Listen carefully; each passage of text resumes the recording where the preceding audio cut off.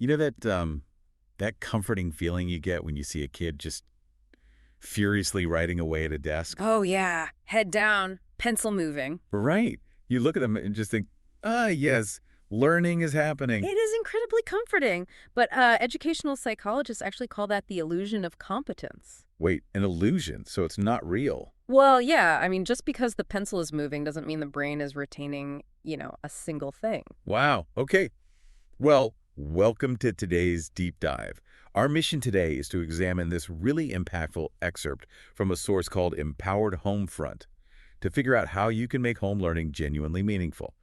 So, okay, let's unpack this, because it turns out all that furious pencil scratching might just be a total illusion. It's so true. And to help kids learn effectively, we first have to, honestly evaluate how they're spending that study time. Yeah, I got stuck right there on the sharp distinction the source makes between busy work and skill work. Okay.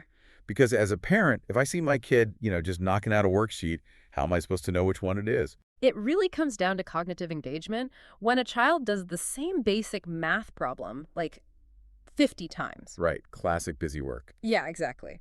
Their brain just completely shifts into autopilot. They stop actively problem solving and just, rely purely on muscle memory to get it done. Ah, I see. But what's fascinating here is how skill work deliberately interrupts that autopilot.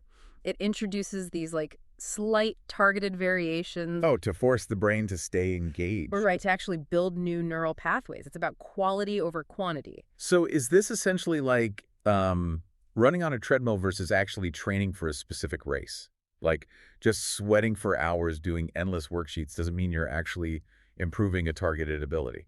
That's a great analogy. Or even think of a musician. Oh, right. Like playing a song you already know perfectly from start to finish just to look busy? Yeah, compared to spending, say, 15 minutes exclusively drilling that one complicated bridge you keep messing up. Oh, wow. Yeah, that makes so much sense. The text actually highlights a crucial twist on an old saying. We always hear, practice makes perfect. But the source argues, practice doesn't make perfect. Perfect practice makes progress. Okay, I really like that. Perfect practice makes progress. It just shifts the goal from doing more to, doing it right. Exactly. A short, highly focused activity where you're correcting mistakes is vastly superior to some massive, unthinking assignment. But let's move from theory to, the kitchen table. When a kid comes home with a backpack completely full of assignments they are just required to do, how do you actually change that dynamic? Well, the source offers a really practical pivot for your daily interactions. Instead of asking that standard end-of-the-day question, did you finish your homework? Right. Parents should ask, what skill did this help you improve? But here's where it gets really interesting. Isn't asking what skill did this improve a potential trap? What do you mean? What if the assignment actually was just busy work?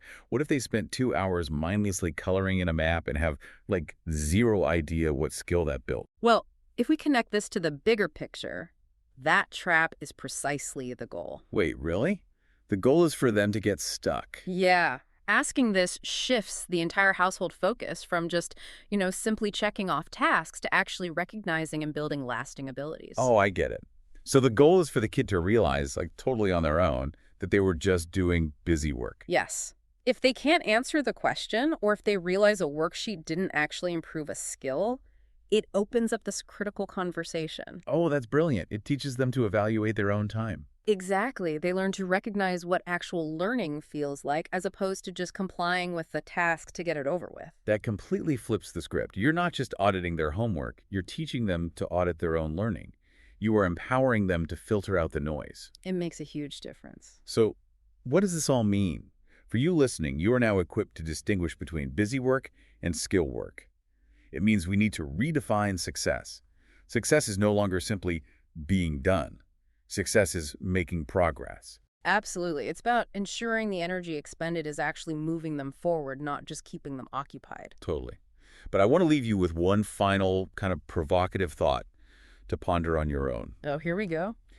If we rigorously apply this, this skill work versus busy work lens to a child's homework, how much of our own daily adult workload would actually pass the test? Oh, wow. That's a tough one. Right. Just think about it. Next time you're trying to look productive, well, endlessly clearing out your inbox.